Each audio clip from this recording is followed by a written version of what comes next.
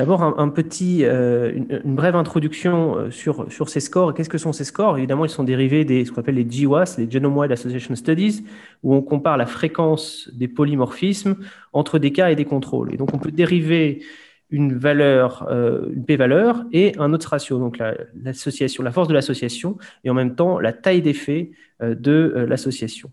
Et donc, à partir de ces p-valeurs et de ces autres ratios, ce qu'on représente sous forme de Manhattan plot, hein, vous avez dû voir ça dans les conférences, mais également hier, on a eu plusieurs intervenants qui présentaient des Manhattan plots où on représente la force statistique par des pics. On peut ensuite dériver des scores polygéniques dont je vous ai mis la formule ici, et qui est une formule finalement assez simple, où en fait, on va pondérer l'effet des SNP, l'effet des autres ratios, par le nombre de fois où on est porteur de l'allèle à risque, en le divisant par le nombre de tests qu'on a fait. Donc, en fait, on a un score additif de risque pour la maladie psychiatrique considérée. Et donc, tout l'enjeu, c'est d'utiliser ces scores, évidemment, en recherche, mais aussi, évidemment, en pratique clinique. Et donc, la question est, par exemple, pour un individu, de pouvoir avoir un score individuel personnel. Et donc, si on prend en bas cette femme qui est entourée en orange, on peut la situer sur une courbe de Gauss, la courbe de Gauss étant l'ensemble des scores de la population. Il est assez clair aujourd'hui que quand on fait des réplications de ces scores dans différentes cohortes, on a une très bonne réplication avec un nombre de cas suffisant. C'est-à-dire qu'en fait, on va épidémiologiquement pouvoir montrer un shift de cette courbe de gauche chez les patients qui sont atteints d'une maladie psychiatrique par rapport à des contrôles. Et donc, l'enjeu, c'est de savoir si ces scores peuvent être utilisés en diagnostic, voire dans le domaine du pronostic. Alors, une étude assez intéressante et récente dans l'American Journal of Psychiatry, l'un des meilleurs journaux de psychiatrie mondiale, qui montre que chez des sujets qui sont à risque de développer une schizophrénie, donc qui ont des premiers signes cliniques qui sont évocateurs d'une évolution vers la schizophrénie, mais tous ne vont pas développer une schizophrénie, puisqu'on estime qu'environ un tiers de ces individus à risque vont développer une schizophrénie au cours du suivi. Donc, il y a 2 tiers qui ne vont pas développer de schizophrénie. On montre que les individus qui sont à risque sur le plan génétique, qui ont un score génétique polygénique plus élevé que les autres, sont associés à un pronostic plus défavorable. Le problème, c'est que ça, c'est basé sur des études dans des cohortes assez larges, dans des cohortes européennes. Ce n'est pas du tout généralisable dans des cohortes non européennes. Et deuxième chose, c'est que ce n'est pas généralisable non plus en pratique clinique, ce n'est pas utilisable en pratique clinique. Et ça, c'est des travaux qu'on a réalisés dans l'équipe avec Chin Re, qui est une postdoctorante dans qui est attaché à l'hôpital central.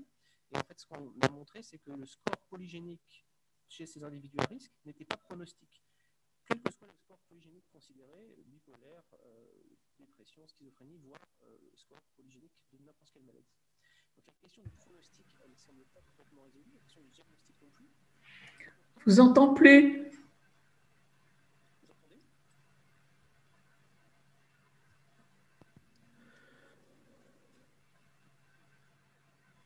Est-ce que vous entendez?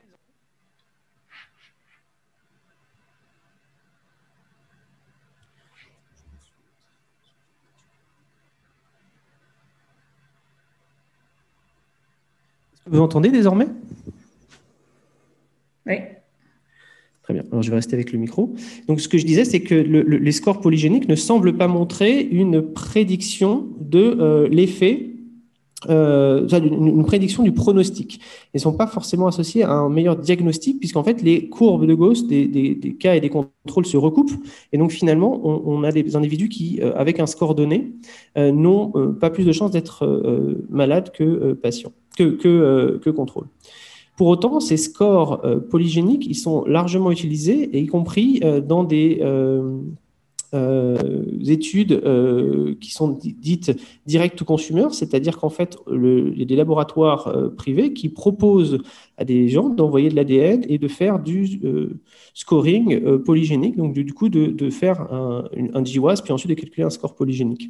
C'est des méthodes qui sont illégales en France, qui sont interdites en France, mais qui sont de plus en plus développées dans d'autres pays. Et on en arrive parfois à ce que des individus essayent d'interpréter eux-mêmes leurs résultats de score polygénique. Et donc, par exemple, on a des sites comme ce site que je vous mets là, où les individus téléchargent leurs données dans le site, et le site calcule votre risque de différentes maladies. Et ça, c'est très en vogue dans d'autres pays, et c'est surtout en vogue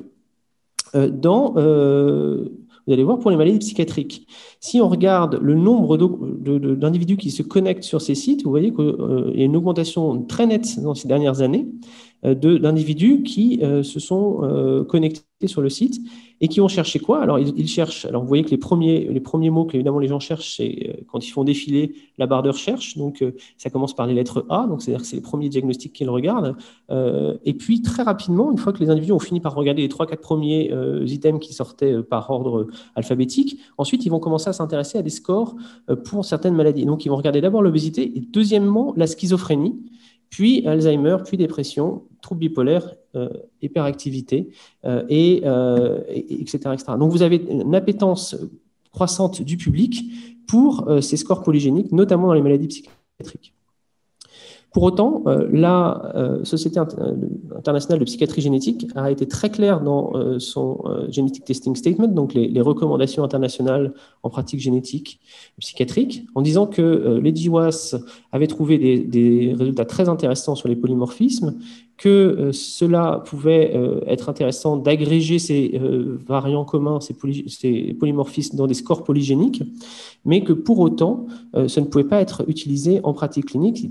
They are not recommended for clinical use, et non, ni pour identifier des individus à risque, ni pour aider au diagnostic des patients psychiatriques.